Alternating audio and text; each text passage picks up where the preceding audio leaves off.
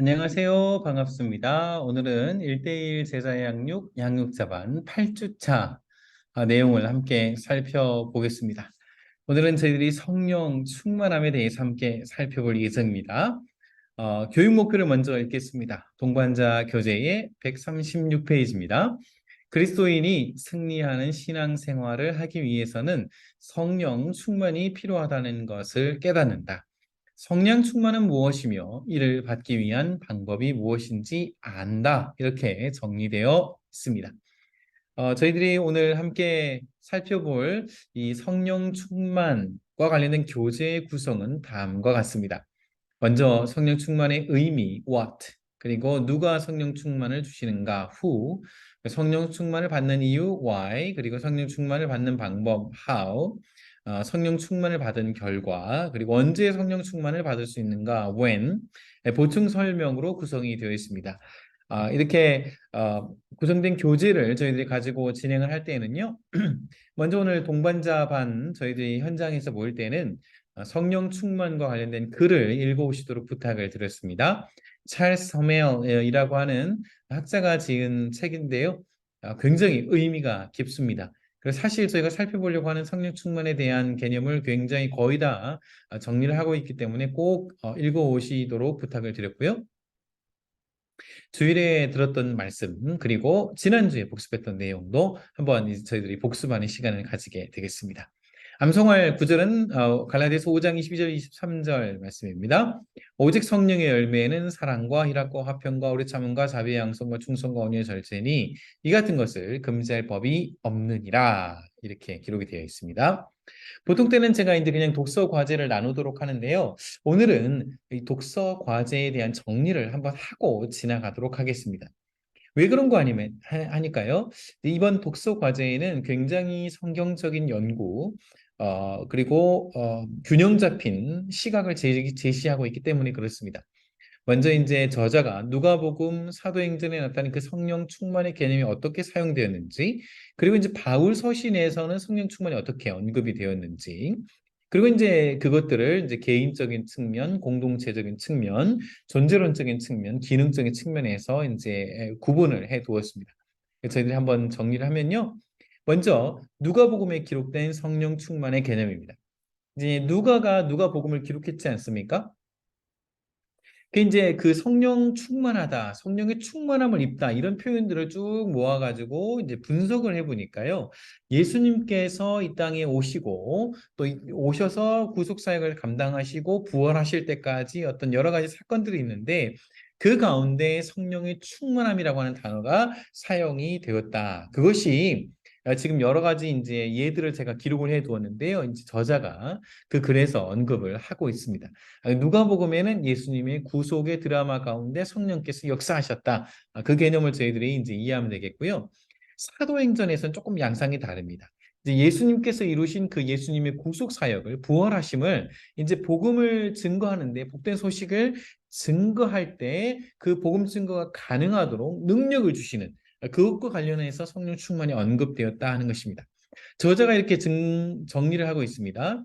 지금까지 우리는 누가가 성령 충만하다는 말을 그리스도인의 봉사의 능력을 불어넣기 위해 수행하시는 성령의 직접적인 행위라는 의미로 일관성 있게 사용했음을 살펴보았다. 그래서 이제 성령의 어떤 그 능력과 관련해서 사도행전에 많이 언급이 됐다는 것이죠.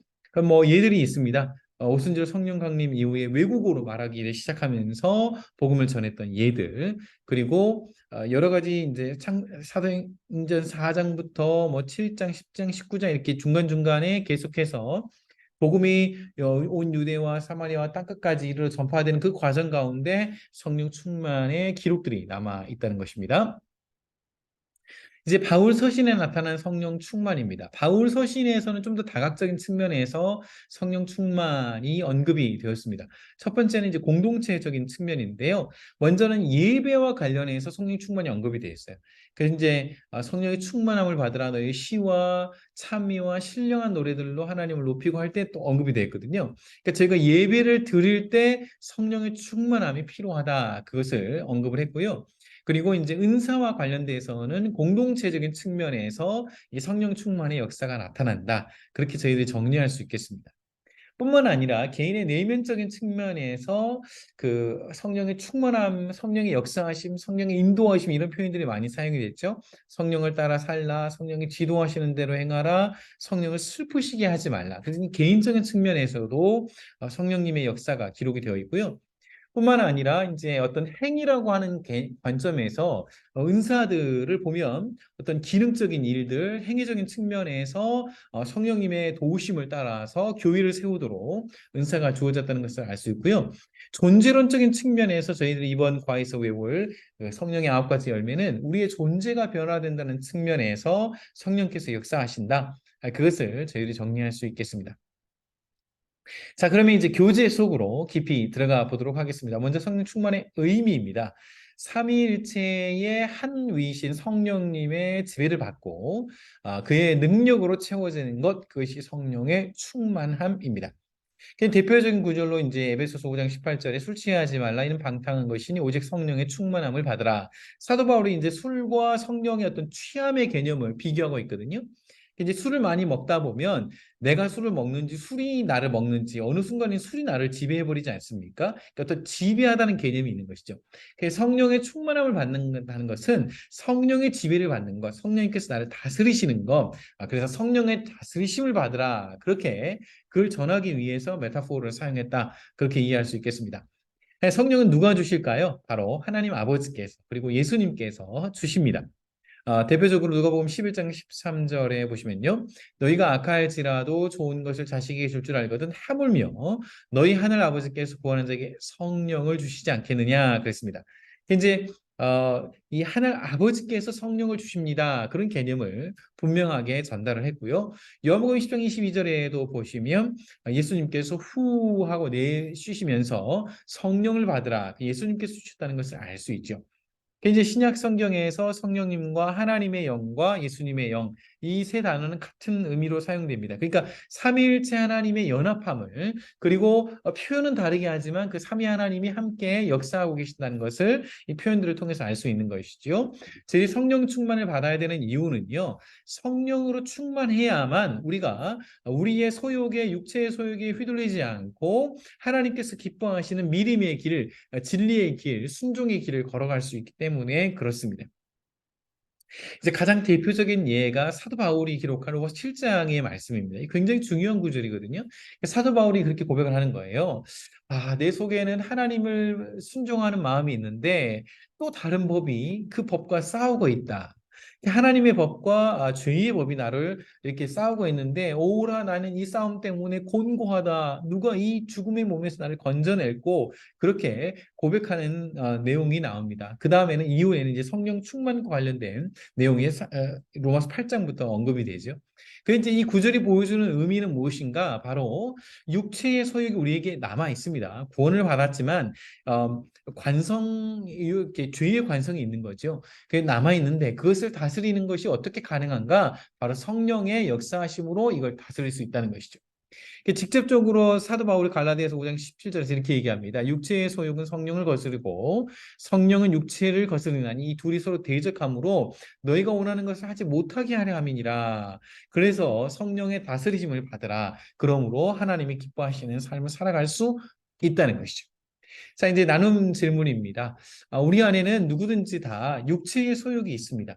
시기가 될 수도 있고, 미움일 수도 있고, 질투일 수도 있고, 불안함도 있을 수 있고, 여러 가지가 있을 수 있습니다. 나태함도 있을 수 있고요.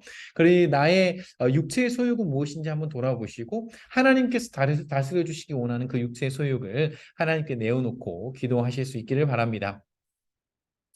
성령 충만을 받는 방법입니다. 먼저 저희들이 기억할 것은 성령이 어떤 물건이나 어떤 대상화하는 개념이 아니라는 것 기억해야 하겠습니다. 성령님은 하나님의 한 우이십니다. 성령님께서 워낙 겸손하셔서 하나님 아버지를 높이시고 예수님을 높이십니다. 본인은 굉장히 겸손하시는 성품을 가지고 계세요. 그렇지만 저희들이 그 성령을 물건 취급하거나 성령님을 비인격적으로 대하는 굉장히 그런 표현들이라든지 이해들을 주의해야 하겠습니다. 그럼에도 불구하고 저희가 성령의 충만한 다스리심을 받는 길이 있는데 첫 번째로는 이제 성령의 충만함을 사모하는 것입니다. 아버지께서 주신다고 하셨으므로 구하는 자에게 주신다 그랬으므로 성령의 충만함을 사모하는 것이 필요하고요. 두 번째는 이제 죄에 대한 회개가 필요하죠. 이 베드로가 그 전한 설교 메시지를 보면 회개하라 예수님의 이름으로 세례를 받으라. 그리하면 성령의 충만함을 받으리니 선물 받으니 이렇게 이제 순서대로 얘기하지 않았습니까? 그래서 저희 안에 있는 그 죄에 대한 문제들을 부지런히 예수님의 십자가 앞에 나아가서 회개하는 것이 필요합니다. 그 돌이키는 것이 필요해요. 그렇게 할 때 더 이상 죄에 의해서 다스림 받는 것이 아니라 성령님에 의해서 다스림을 받게 되는 것이죠. 마지막에는 이제 전적인 의탁함입니다. 하나님의 영으로 인도하심을 받은 사람은 하나님의 아들들이, 하나님의 자녀들이 이렇게 얘기했는데요. 성령의 인도하심을 민감하게 구하고 하나님 앞에 겸손하게 기도할 뿐만 아니라 이것과 관련돼서 하나님의 말씀이 있는 걸 주의 깊게 살피고 순종할 때 저희들은 그것이 하나님의 영으로 인도함을 받는 삶이다. 그렇게 정리할 수 있겠습니다. 이렇게 구하고 회개하고 전적으로 의지함으로 성령의 충만함을 받을 수 있고요. 그 결과 성령의 충만함을 받게 되면 증거가 있어야 되지 않습니까? 지속적으로 하나님의 성품을 형성하게 되는데 그 대표적인 예가 바로 갈라디아서 5장 22절 23절 말씀입니다. 여기 이제 성령의 열매 또는 하나님의 성품이 나옵니다. 사랑이랑 화평, 오래 참음, 자비, 양성, 충성, 온유, 절제. 이와 같은 그 결과들이 외적인 증거들이 나타나야 한다는 것이죠. 베드로도 신의 성품, 하나님의 성품이라고 하는 단어를 썼어요. 그래서 이제 여기도 보니까 믿음이 있어야 되고 덕, 지식, 절제, 인내, 경건, 형제 우애, 사랑 이런 여러 가지 항목들을 언급을 하면서 하나님의 성품에 대해서 표현을 했습니다. 이 둘 다 지속적으로 성령 충만함을 받으면 겉으로 나타나야 되는 증거들이라고 말씀드릴 수 있겠습니다. 한번 생각해 보시죠. 내가 하나님의 성품, 방금 언급했던 여러 성품들 중에 내가 어떤 성품들을 담고 있는지, 그리고 또 부족해서 조금 더 닮아야 될 성품들은 무엇인지 그 목록을 보고 한번 동그라미를 표기해 보시고 그 성령 충만의 은혜를 구하시기를 바랍니다. 그리고 성령 충만을 받게 되면요, 저희들의 성품이 변할 뿐만 아니라 담대히 복음을 전하게 됩니다. 그래서 대표적인 예로 사도행전 4장 31절에 이제 담대히 하나님의 말씀을 전했던 성경의 예들이 나타나 있습니다. 뿐만 아니라 성령의 충만함을 받으면 저희들이 성령님께서 주시는 그 은사를 잘 사용할 수 있게 됩니다. 대표적으로 고린도전서 12장 8절에서 10절에 보시면 여러 가지 은사들이 나타나 있습니다. 그리고 로마서 12장 6절부터 8절에도 여러 은사들이 나타나 있죠. 자, 이 은사들은 성령님께서 주시는 것입니다. 그리고 또 한 가지 예는 사도행전 2장 4절에 따르면 이제 방언으로 기도하는 것도 성령의 은사 중에 하나이다. 그렇게 이해할 수 있겠고요. 이 은사의 목표가 있죠. 그것은 바로 교회를 섬기기 위함이고 하나님 나라를 섬기기 위함입니다. 나의 어떤 자아 성취라든지 내가 돋보이기 위함이 아니다. 그 사실을 저희들이 기억하고 넘어가야 하겠습니다. 또 한 가지 기억할 점은요. 하나님께서 우리 모두에게 풍성한 은사를 이미 많이 나눠주셨다는 거예요. 이제 대표적인 예가 마태복음 24장의 44절 15절을 보시면요. 달란트 비유가 나옵니다. 그 이제 타국으로 떠나면서 어떤 사람이 5달란트, 2달란트, 1달란트를 주었다. 1달란트는 적다고 생각하는데 그렇지 않아요. 1달란트는 6천 데나리온입니다. 1데나리온이 노동자 하루 품삯의 값이거든요.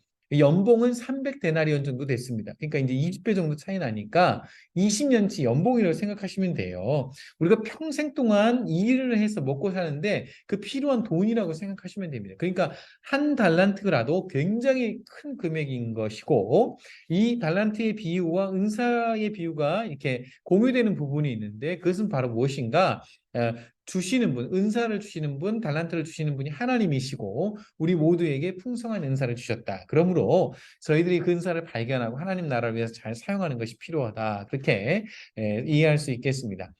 저와 여러분에게 어떤 은사가 있는지, 은사는 내가 다른 사람들보다 굉장히 빠르고 쉽고 재미있고 능력 있게 감당할 수 있는 것, 이것이 그 대표적인 은사의 개념이라고 할 수 있겠습니다. 그 이제 정리를 해보면요, 성령의 세례라고 하는 단어도 나오고 성령 충만함이 나오는데 성령 세례는 이제 단회적인 약간 개념이죠. 그래서 사도행전 1장 5절에 언급이 되었습니다. 그래서 성령 충만은 지속적으로 계속해서 성령과 동행함으로 받아야 되는 것으로 이해하시면 되겠고요. 제가 이제 한번 이제 양육자반을 시작하면서 구원의 이런 여행에 대해서 소개를 해드렸습니다. 성도는 하나님의 부르심을 받고 거듭나서 회개를 하고 그 다음에 예수님을 믿음으로 고백하고 하나님께서 나를 아들 삼아 주셨다는 의롭다 해 주셨다는 그 은혜를 누리고 이제 하나님의 자녀로서 거룩한 성화의 과정을 거쳐서 하나님의 견인해 주시는 그 은혜를 따라서 영화에 이르게 됩니다. 이게 이제 지금 9가지 성 구원의 서정의 과정이지 않습니까? 그래서 이제 구원 소명부터 사실 이제 양자까지 한순간에 일어날 가능성이 높아요. 그럴 때 누가 역사하시는가? 바로 성령님께서 역사하시는데 이 개념이 위에 언급된 성령의 세례와 연결이 된다는 것이죠. 그러나 성화는 굉장히 긴 기간 동안 이어집니다. 점진적인 성화라고 부르죠. 그래서 gradual sanctification이라고 부르는데요. 그래서 성령 충만은 지속적으로 받는 것이다. 저희들 그렇게 이해를 할 수가 있겠습니다. 그다음에 말씀 충만과 성령 충만의 개념을 한 번 더 언급하고 정리하고 넘어가는데요. 예수님께서 성령님에 대해서 가르쳐 주실 때 분명히 이렇게 가르쳐 주셨어요. 보혜사, 이 보혜사가 이제 신약 성경에는 여러 버전으로 번역이 될 때 helper, 그다음에 comforter, 또 그다음에 counselor 이런 단어들로 번역이 됐습니다. 이 세 가지 개념을 다 포함해야 합니다. 그것이 성령님께서 하신 역할과 관련이 있는 것이죠. 근데 이제 보혜사를 보내주실 것인데 성령님께서 스스로 말하지 않고 내가 너희에게 말한 것을 생각나게 할 것이다. 예수님의 말씀을 다시 한번 깨닫게 해주신다는 거예요. 그 예수님의 말씀을 알려주고 좀 더 광범위한 영역으로 보면 하나님의 말씀을 깨닫게 해주시는 것으로 저희들이 이해할 수 있겠습니다. 그러니까 말씀 충만이 항상 가는 곳에 성령 충만함의 역사가 나타납니다. 그래서 말씀 충만이 빠졌다. 굉장히 주의할 필요가 있습니다. 실제로요. 그래서 저희들이 균형 있게 가져가기 위해서 항상 하나님의 말씀이 선포되는 것에 예수님의 그 복음이 선포되는 것에 성령의 역사하심들이 나타나기 때문에 저희가 이 두 말씀 충만과 성령 충만은 다른 것이 아니라 함께 간다. 그렇게 이해를 하고 이제 정리를 할 수가 있겠습니다. 자, 이렇게 성령 충만에 대해 살펴보았습니다. 다소 여러 가지 개념들이 있죠. 그렇지만 이 영상을 반복적으로 한번 보시면서 저희들이 그저 인격 물건이나 어떤 대상으로 취급하는 것이 아니라 겸손한 마음으로 겸손하신 성령님과 함께 더 친밀하게 사귀고 동행하고 그 성령의 인도하심을 받고 다스리심을 받는 저와 여러분이 되시기를 바랍니다. 질문이 있으시면 언제든지 이메일로 알려주시면 최대한 빠른 시간 안에 답을 드리도록 하겠습니다. 감사합니다.